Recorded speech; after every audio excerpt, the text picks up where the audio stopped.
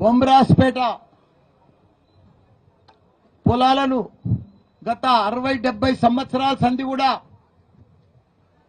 వాళ్ళు పట్టాతోటి వ్యవసాయం చేసుకునే రైతులను ఇప్పుడు ఒక దొంగలు పడ్డట్టు పడి ఆ ల్యాండ్ అంతా కూడా 1049 ఎకరాలు ఏదో పాత పేరు చెప్పి దోసుకుందామని ఈ గవర్నమెంట్ వస్తున్నందుకు దీనికి అందరినీ కూడా రైతులను కాపాడే బాధ్యత మా మీద ఉన్నది.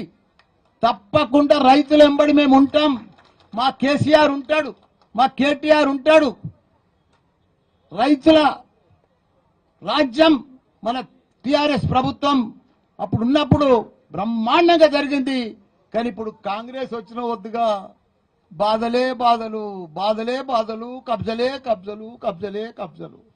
దీనికి ఈ రైతులను భరోసా నింపేందుకు, కాపాడేందుకు మన ఆపద్ బాంధవుడు, మన టైగర్, మన ఆర్ఏ ప్రవీణ్ గారు, పెద్దలు గౌరవనీయులు, అదే మాదిరిగా మన లక్ష్మారెడ్డి అన్న గారు, మన వైస్ చైర్మన్ మన మధుకర్ గారు, అనిత గారు, మన ముడిచింతలపల్లి చైర్మన్ మన రవి గారు, మన అనిత, మన ఎల్లుబాయ్ అమ్మ గారు, మన మేయర్ కావ్య గారు, చైర్మన్ ప్రణీత గారు, కొండల్ గారు, మిగతా టిఆర్ఎస్ నాయకులు, పెద్దలు, చైర్మన్లు, కౌన్సిలర్లు, సర్పంచ్లు, స్థానిక నాయకులందరికీ కూడా, పత్రికా మిత్రులకు కూడా పేరు పేరున నమస్కారం.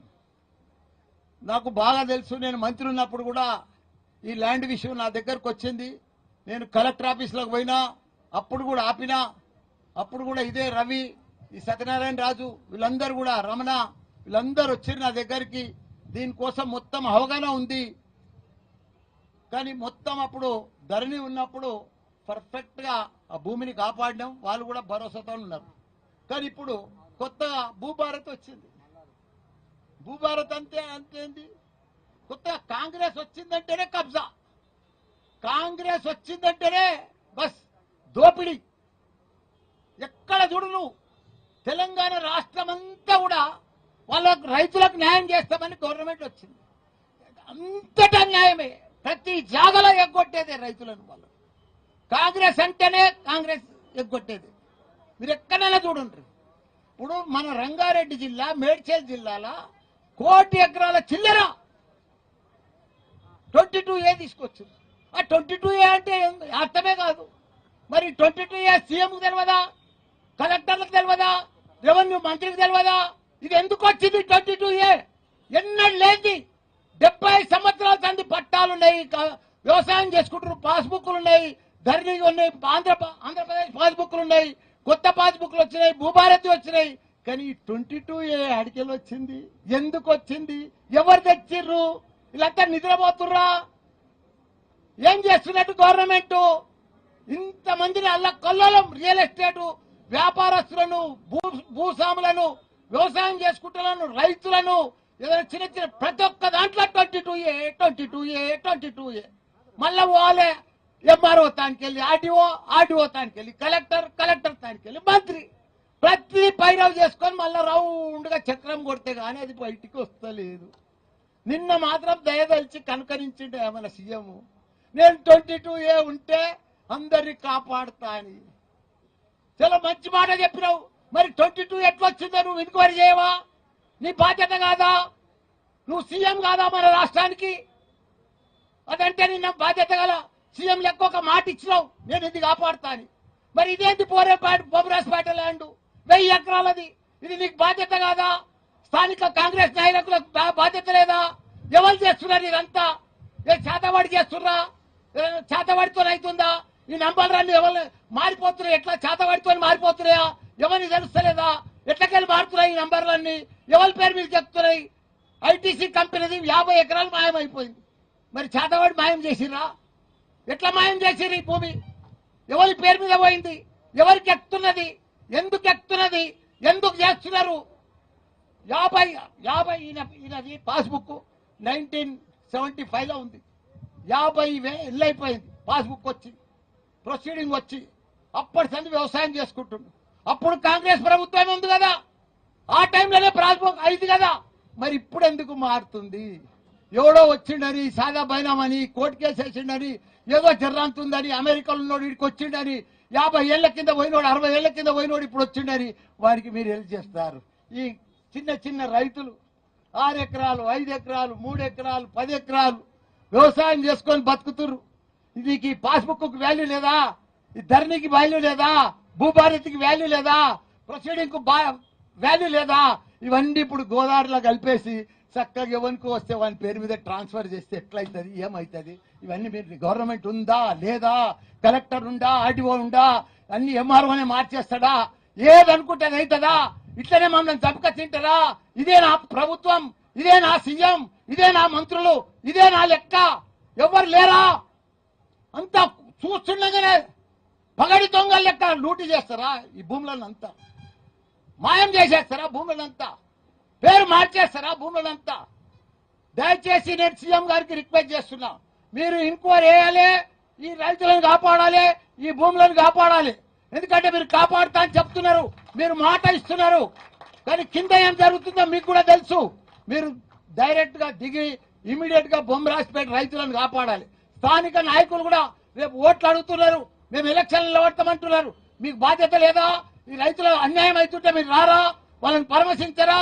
వాళ్ళని కాపాడరా? మీ గవర్నమెంట్ ఉన్నప్పుడు మీ సీఎంను మీ మంత్రిత్వానికి దొరకపోరా రైతులను? ఇది అవుతుందని ఇదే మాదిరిగా మన కోదండరామరెడ్డి సార్ వచ్చిండు, ఇదంతా భూమి తిరిగిపోయాడు, 1000 ఎకరాలు తిరిగిండు. ఆయన రిపోర్ట్ కూడా ఇచ్చిండు గవర్నమెంట్ కు. ఈ రైతులకు వీళ్ళకే న్యాయం జరగాలి, ఈ భూమి వీళ్ళకే ఉన్నది, ఈ పట్టాలని వీళ్ళే, వీళ్ళది కరెక్ట్ అని చెప్పి రిపోర్ట్ కూడా ఇచ్చిండు. మరి కోదండరామరెడ్డి సార్ ఇచ్చిన దానికి కూడా వాల్యూ లేదా? ఆయన వచ్చిపోయిన దానికి కూడా లేదా? ఆయన ఒక ఎమ్మెల్యే ఎమ్మెల్సీ, ఆయన కూడా పెద్ద మనిషే. మీ పార్టీలో దాంట్లో కూడా పార్ట్ ఆఫ్ ఉన్నాడు కదా. అంత పెద్ద మనిషి కూడా ఈ పేద రైతులను కాపాడుతందుకు వచ్చినప్పుడు మీరు ఆయన మాట కూడా వినరా?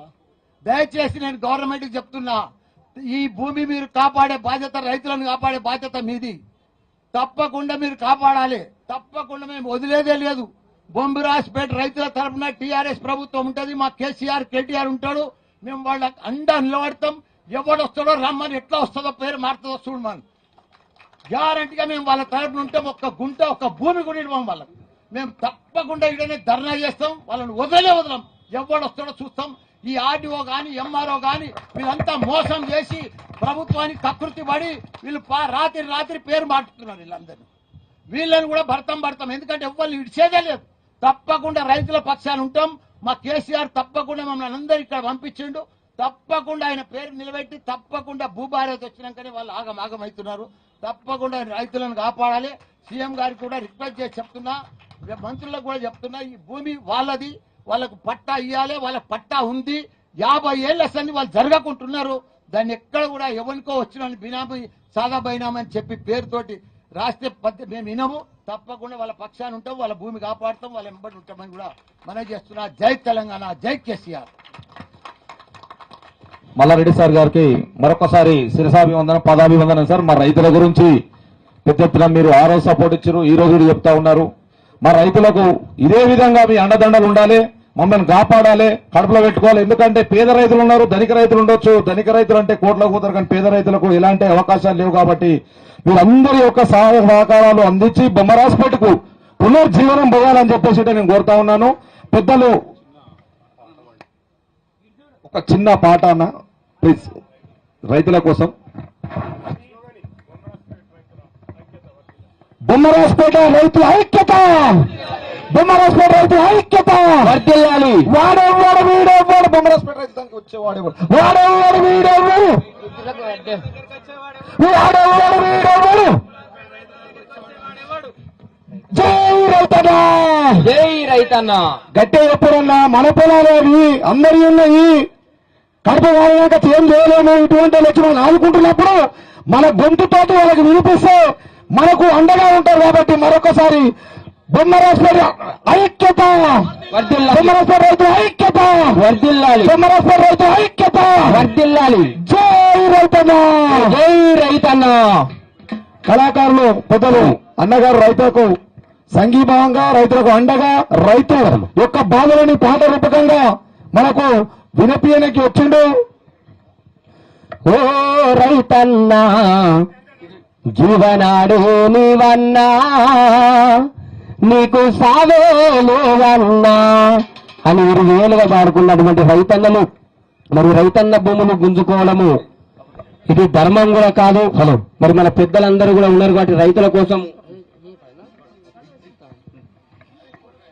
నింగిలోని చొక్కలారా నేల మీది మొక్కలారా మమగన్న అమ్మలారా సక్కనైన అక్కలారా కథ చెబుతాను కొడతారా కథ చెబుతాను కొడతారా రాజు కథగానే కాదు రామాయణము కాదు రాజు కథగానే కాదు రామాయణము కాదు అన్నదాత కథ చెబుతా లపించి వినుడమ్మా రైతన్న బాధ చూడరు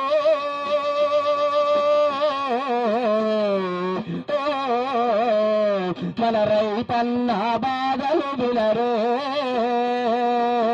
రైతన్న బాధ చూడరే